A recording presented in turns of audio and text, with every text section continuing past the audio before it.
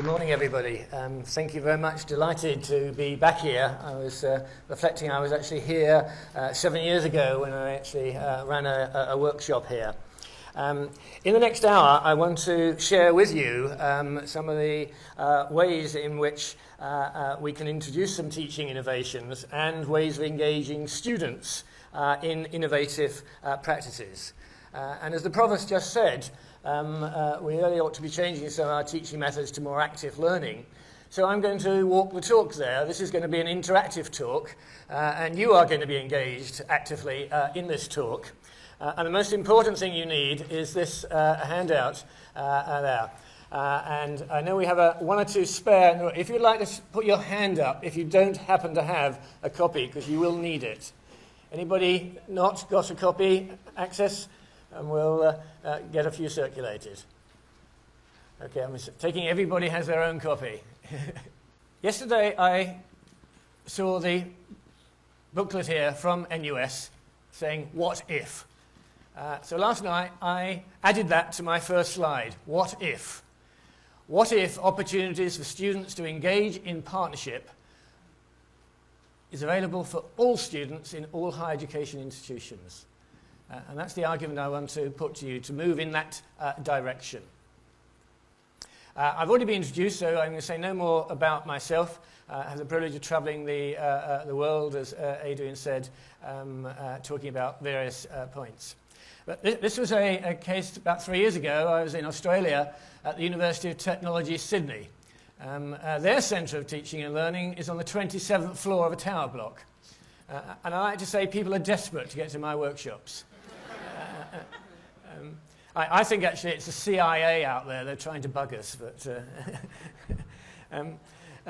unfortunately, I left that workshop on a high. But there's only one way to go when you're on a high. And it happened rather rapidly because in the afternoon they took me to a different campus of UTS. And I had a slightly different response from the participants. The only time I've given a workshop actually in the laboratory of a nursing and midwifery department. I think those are what we at university call the Annie dolls. If you've done a first aid course, it's Annie, can you hear me? But much more importantly, and some of you will already know who were at my workshop yesterday, and you just caught a very quick flash of her. This is Tess, my dog, and she appears in all my workshops, and I'm looking forward to seeing her again on Saturday when I get home. And there will be a theme of dogs and cats which goes through this talk. I'll tell you to change roles, and the other person has a go. So, exercise clear. One or two of you will need to move so you can talk to somebody else. Got to be friendly here. Yeah. So, identify your partner, and I'll start us off. Okay, time is up.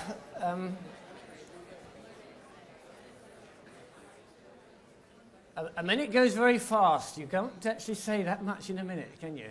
But it is difficult to listen for a minute. That's the trick. Okay, we do have some roving mics, and there are one or two mics available on there. And I'd like to just get a little bit of feedback. Something either you told your partner or something you just heard from your partner. Just 2 or 3 examples of ways of experiences of students as partners or change agents. So if you'd like to put your hand up, you'll get a mic delivered to you personally so everybody can hear in the room. So who wants to start us off with just an experience that they've heard from perhaps a partner? There's one over there. Lovely, thank you. I took the opportunity to send Professor Tan a copy of my presentation website. So in this paradigm, the students in a large group lecture theatre select the content they want to consume. And they then interact with the lecture live through a digital wall or verbally. Lovely, thank you very much. Nice example of interactive teaching and learning there. Another example. It'll arrive in the end. Thank you. Hi, we were just talking about involving students in mid-semester feedback or early semester feedback when the instructor engages students when a survey, an anonymous survey, and a confidential survey is being sent out to students, and students respond, commenting on different aspects of the classroom related to content, course organization and engagement, maybe use of technology. And then based on that feedback, the instructor responds to the students and makes some changes that are still possible midway through the semester, so that the students who are taking the class are experiencing this change and they become, the active participants in shaping the classroom experiences. Lovely. Thank you very much for that. And I know my colleague there has some interesting examples also of learning spaces that she's been telling me about yesterday. Thank you. I'll move us on. There's just two examples of getting students interactively involved in what's happening. And I want to take that and perhaps move it a stage further. This is a hot issue around the world. There have been a large number of books published in the last 2 or 3 years on this topic. Here are a couple of early ones. I won't put the titles on you. The slides will be available later, so you can follow them up if you're interested. Here are 3 more. One or two out. The middle one's very interesting because that came out from the National Union of Students. And they're talking about a manifesto for partnership. This is from the UK. One more slide. A number of books came out only in the last year, specifically on student engagement and students as partners. And here, 2 that I've been involved with, we'll be drawing on material on the one on the left. This came out last July from the Higher Education Academy, and quite a lot of the material I'll be talking about today is based on that. And a sort of summary version with a framework is presented in the other accompanying publication. The good thing about the Higher Education Academy is they are available online and free to download. You don't have to pay out. As one of the other books, I think it's about £95. I can't afford it, but... So partnership. Here on the right-hand side of the slide, you may just about be able to meet it out, it's not a very good slide, is engagement at different levels. We consult students. We involve students. Students are participants. But also there's partnership. And in that model, suggesting partnership is slightly different, a slightly higher level activity than just listening and involving them. And I'll come back to that point a little later. A couple of quotations. I'll let you read those. So the first one saying, don't just listen to them, get them actually involved in the enhancement as well.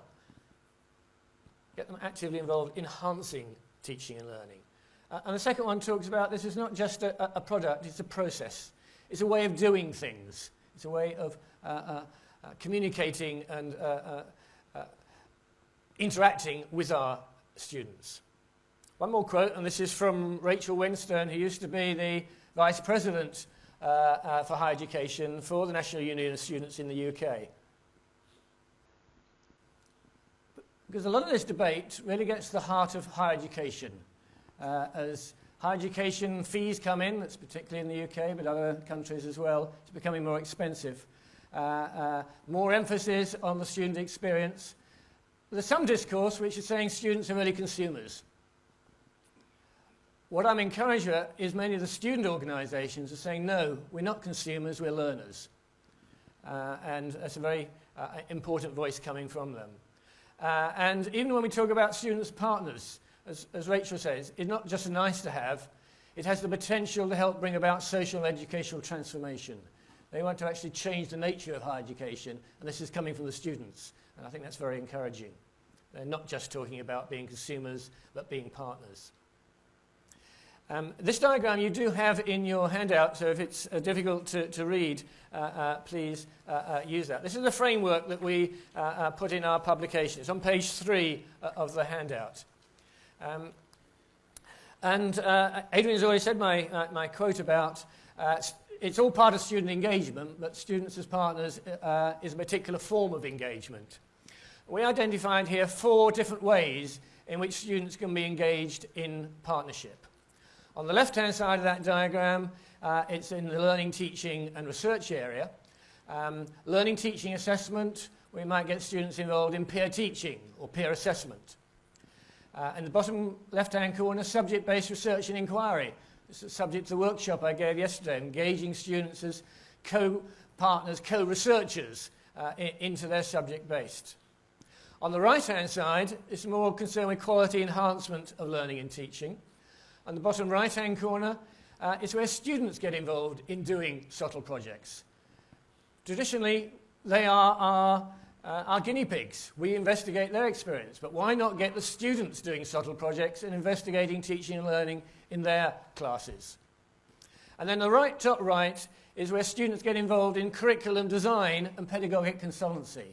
Again, traditionally, that's seen as a faculty role. Why not get students involved in that as well? And we'll be looking at some examples of that today. On the left-hand side, potentially, and I've got plenty of examples, all students in a department or an institution can be involved. On the right-hand side, as yet, they tend to be for a handful of students. And one of the challenges is how we raise that and get more students involved. So 4 different ways involved. So I'd like you to have a look at 1 or 2 examples there. On pages 4 to 9, structured around those 4 headings, and 1 more called an integrated approach, where I've got 1 example which really integrates across those. In your pairs, just have a quick skim read of 1 of the case studies there. There's no time to look at more. You'll have the handout to take away. But have a quick skim read there under 1 of those headings between pages 4 and 9. And perhaps check the person sitting next to you is looking at a different example to which you're looking at. So just get a flavour of some of those ways, fairly strategic ways in which students can be involved as partners. So as soon as you've skim-read 1 of those examples, just turn to your colleague and say something interesting that you've read. Don't try and summarise the whole case study. Don't have time. But one interesting thing, one interesting idea here was something like that. Start a conversation. The Tibetan prayer chimes are to bring you back together. And this is to encourage reflective and positive thinking. So what I'd like to hear from you now is 1 or 2 of the examples you've looked at. Which were the most interesting examples? What did you find? That's a great idea. We ought to be doing more of that here, that sort of approach. So invite people, we have the roving mics now, just to comment on 1 or 2 of the examples they looked at. But I'm looking for the positive comments, what you liked about them rather than what you disliked about them. Case study 1, getting students to be involved in the design and development of faculty development. I guess I found that very interesting. And also in line with what the lady in front of me shared, getting students' feedback. But in this case, it's also getting inputs from them from the very beginning before you deliver the program or the module. So yes. I guess it's feedback versus inputs here. So this is the Bryn Mawr one that you're talking about. Is it the first one or the second one? Bryn Mawr College at Pennsylvania. Bryn Mawr College, yes. Yeah. Alison Cook-Sather has been doing this for many years there, where she gets students as consultants.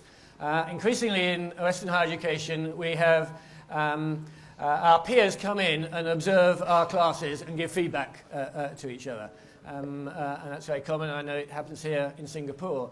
What they're doing there is they get students to come into the classes, not students who are in your department, there will be power relationships there, but students from another department, and you negotiate with them what you want them to observe. And usually you're observing how students are responding to things that you're trying out. And they'll go and sit in the cafe afterwards with the students and talk to them. They'll have conversations with the students and tell them things which you won't be able to get from having that same conversation. So they can add value to that and act as consultants with you. Another example somebody liked.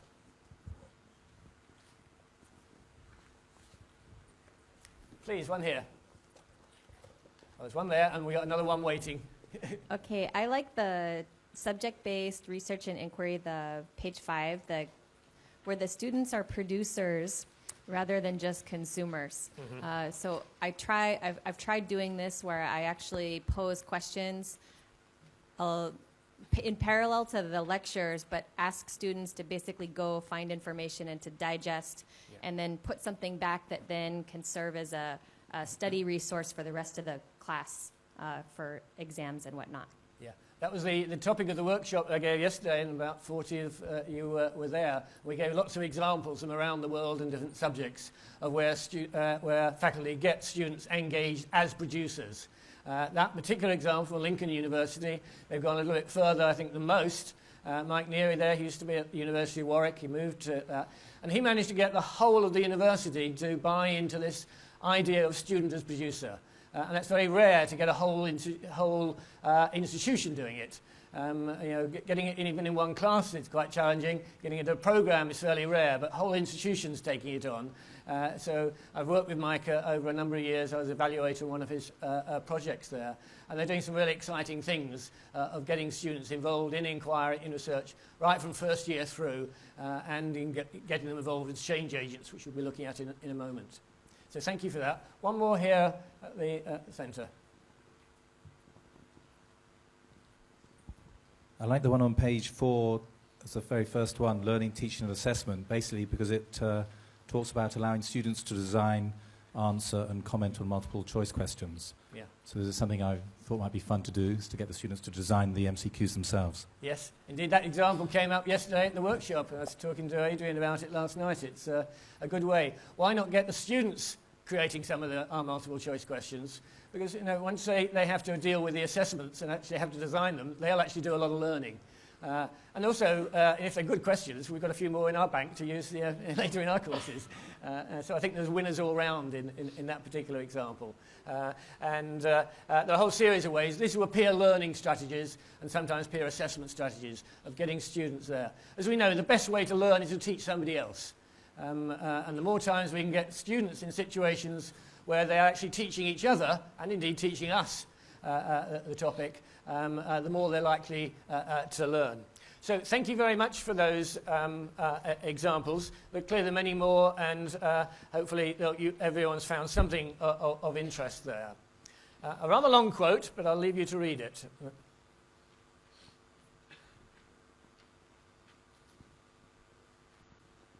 This comes from Liz Dunn at the University of Exeter, where for 6 or 7 years now they've been developing students as change agents. Some of you may have just read the example in the case studies are there. A strategic approach to do it.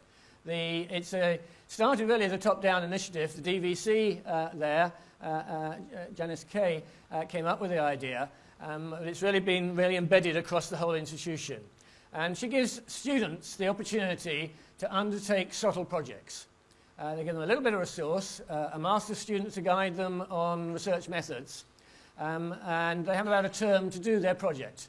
And it's something they've been interested in, that they've experienced in their teaching, that they want to investigate more.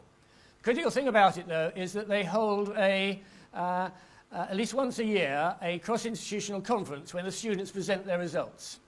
And the critical thing is, all the senior managers have a 3-line whip to be there. So it's not students talking to other students, it's students talking to the provost, to the deans, to the heads of department.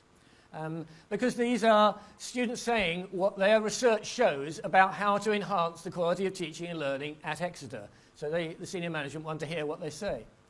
Best example, a few years ago, when clickers first came in the business school, the students experiencing them for the first time, and they said they wanted to investigate the student experience of the use of clickers.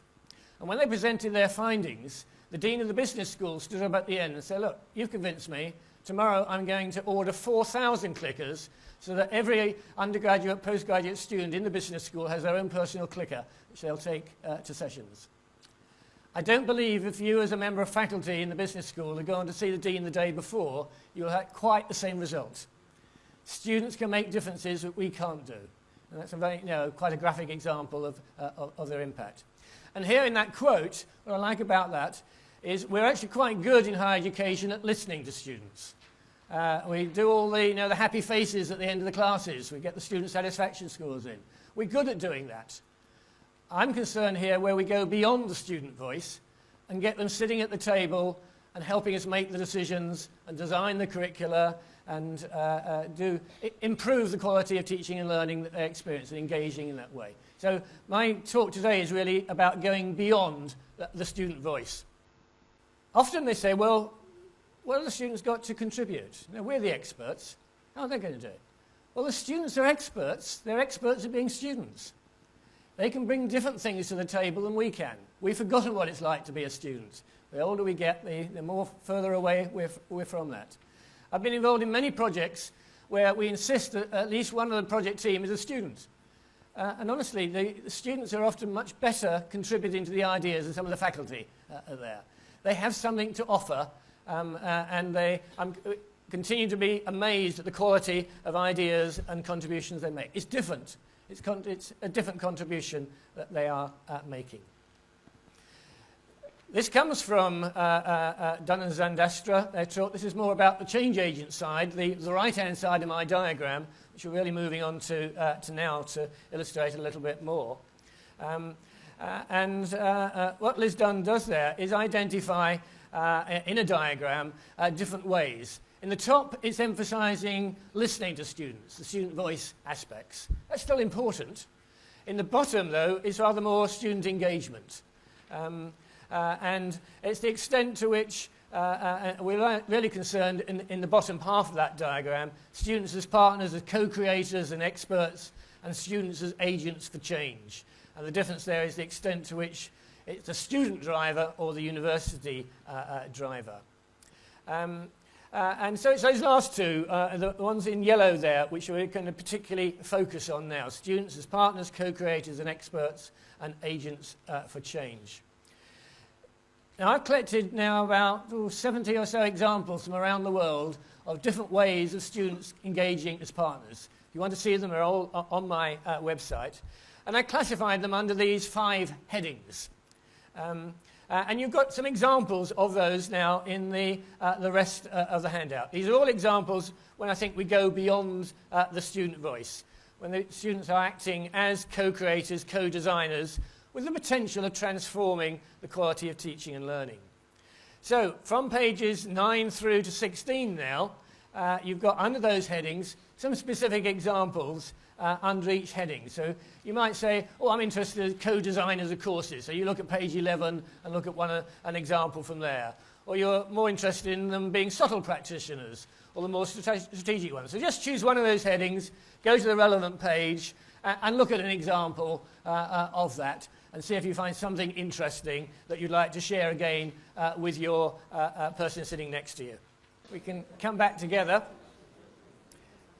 So again, let's just share some of the examples that you found interesting, that you think could be transferable to your context, or indeed tell us some examples of things that you're involved in or you know about which are not here. So don't be restricted by the examples in the handout. You may have really interesting ideas you'd like to share with the rest of us. So again, if you could just put your hand out. Perhaps I should have asked, when you do speak, if you just say who you are and what your institution is, helps just to people to get to know each other. My name is Dara Richard. I'm at NUS. And I was looking at students as pedagogical consultants and also co-designers. Many of us have reflective learning assignments, and I thought this could be a really great thing for students to help us design. They could talk about what's the best way for them to showcase what they've learned and how they've developed, rather than having the teachers design it for them. Yeah. Thank you very much, sir. Probably the most common examples now where we change the assignments because in all our courses we can't get through everything we'd like to say. You know, the rate at which knowledge expands to that. We're always moaning we don't have enough time, and we just talk faster. But why not get the students, rather than just reflecting on what you've been talking about, to actually get them, perhaps in groups, to produce some learning resources which students in the next cohort can use. And that could go on a VLE. And so you can build up over time a series of resources on topics perhaps you don't have time to cover, but they do. And you can mark them and assess them and feedback, and perhaps even get them to revise them before they go up and become available. So it's a very simple way of just changing the assignment and getting the students producing things which we can use and subsequent students can use in the classroom. Yeah. Another example somebody liked. Have a go. Hi. So just a quick thing. Just say who you are this time. I'm sorry. Olena Zadko, New York Institute of Technology. One of the projects that we did a couple of years ago was bringing the iPads into our School of Health Professions.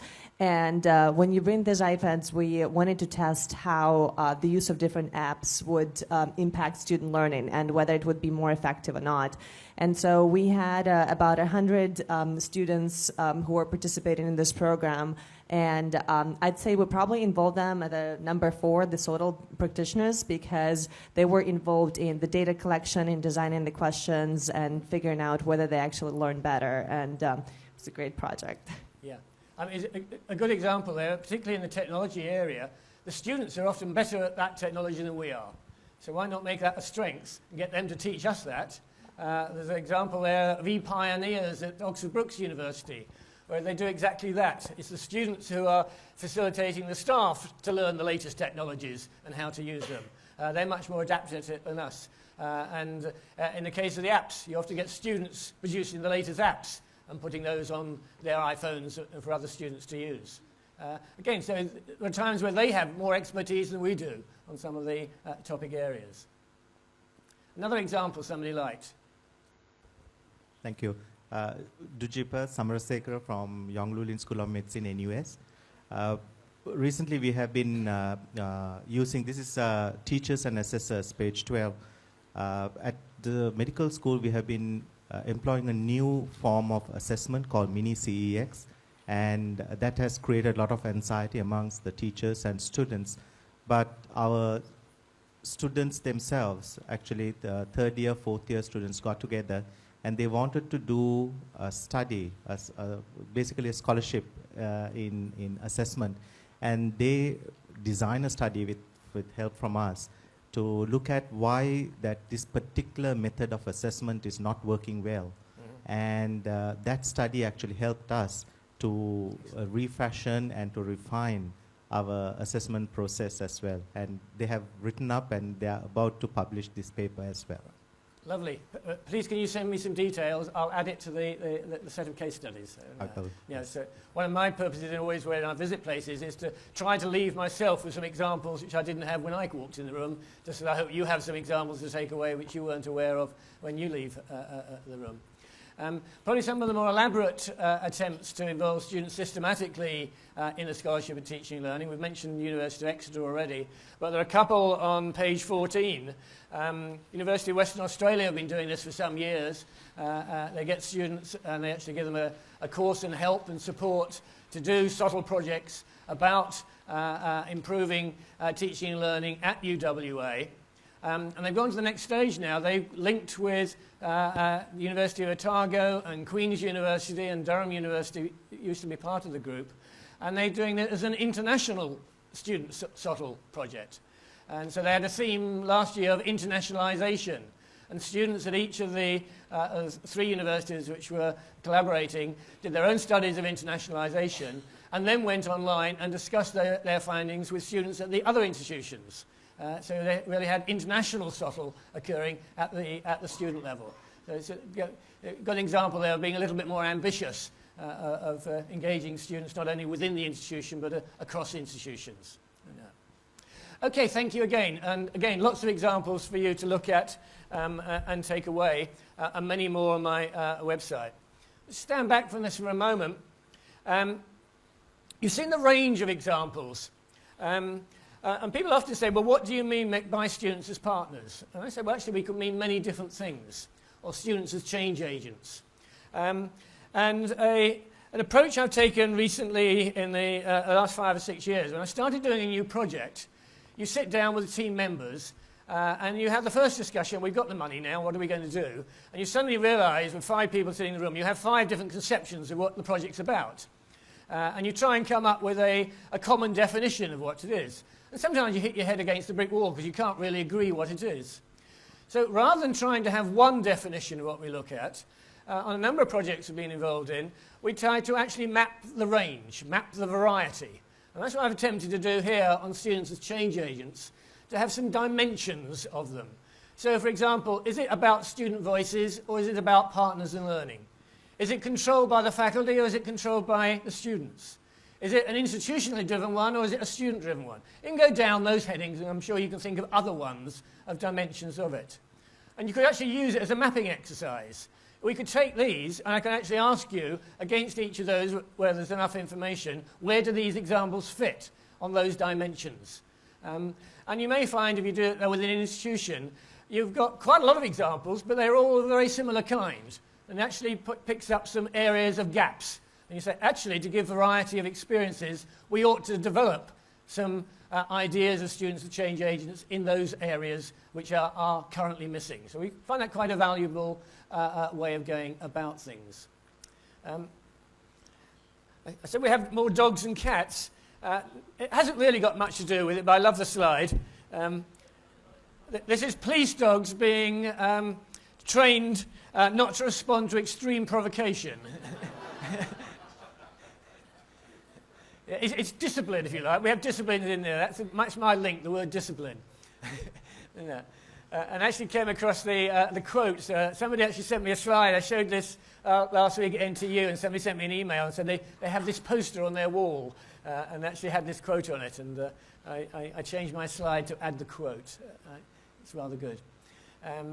But you can imagine those dogs reflecting on their experiences that night, the sort of conversations that might be taking place in the bar.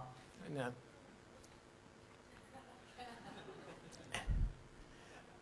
And of course, if they're being, they might not be as good at this, but this might be what they're dreaming of. Yeah. Taking that cat out. Of course, the cat would be really ashamed to be in that situation, and the cat might have a rather different dream.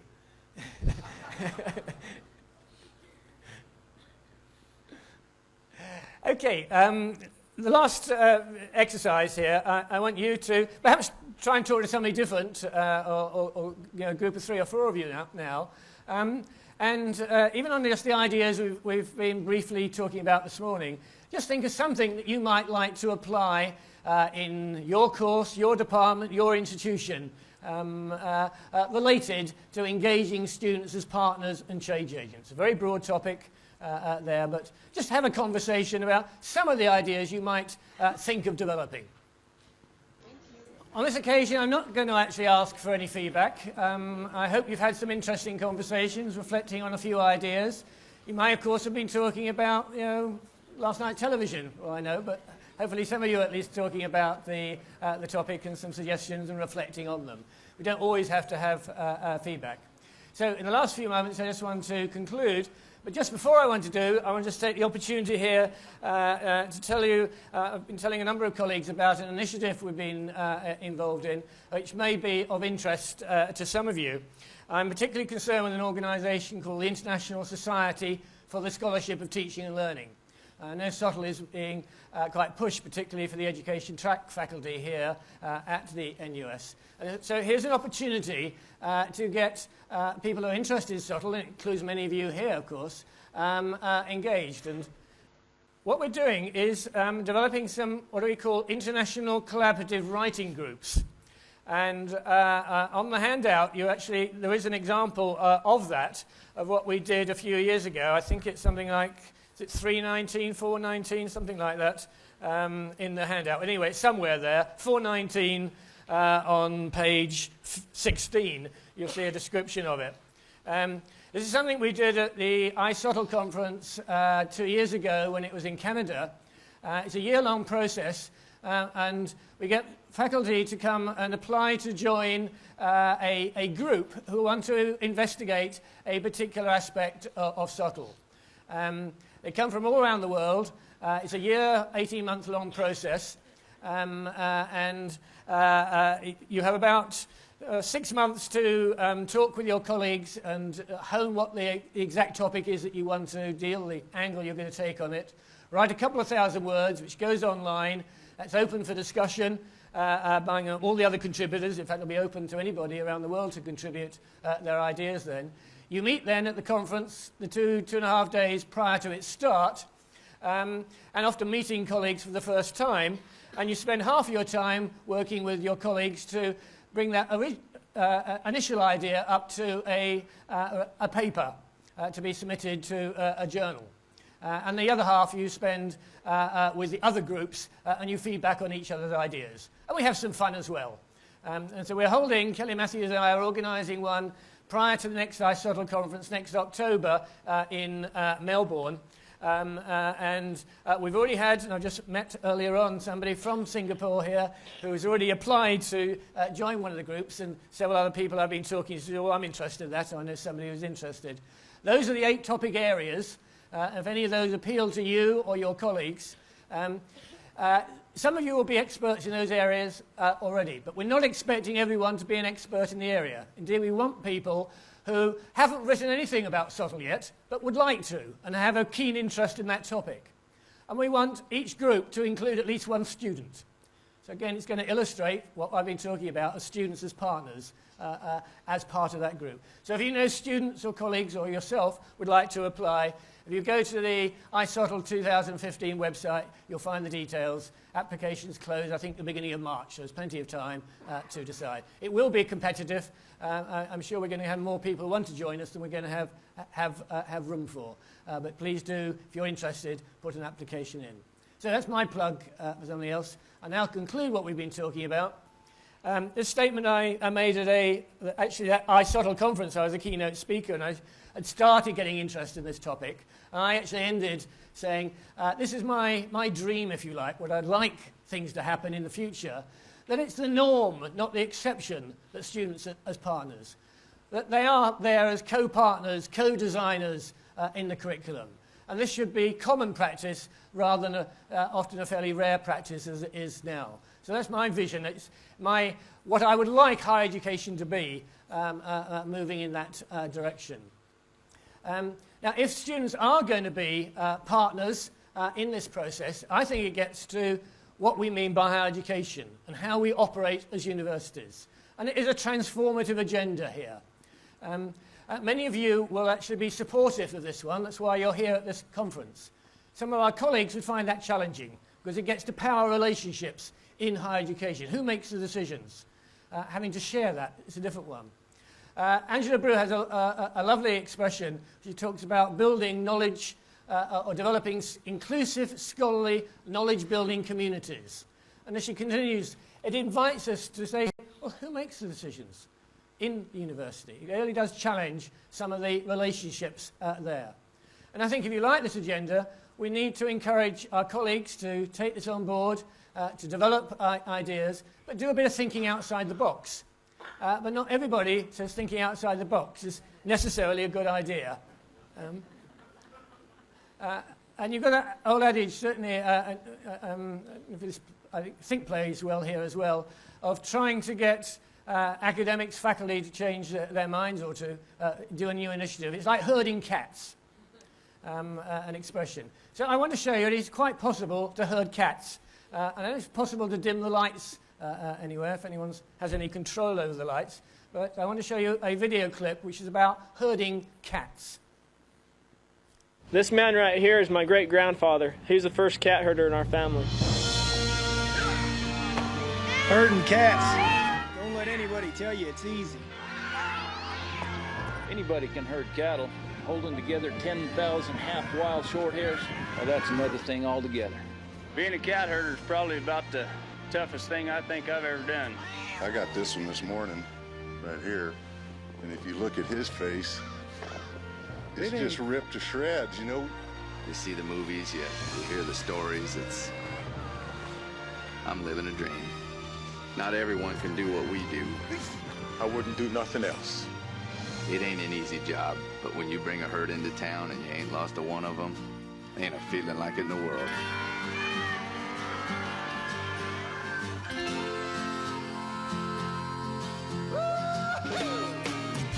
UDS, managing the complexities of the digital economy. Always goes down well with an academic audience. Whether you're a cat or a dog, you know, at the end of the day, you're pretty tired. You want to go home. You want to put your feet up, have a cup of coffee, and watch your video. And it's just the same for them. You know. Thank you all very much.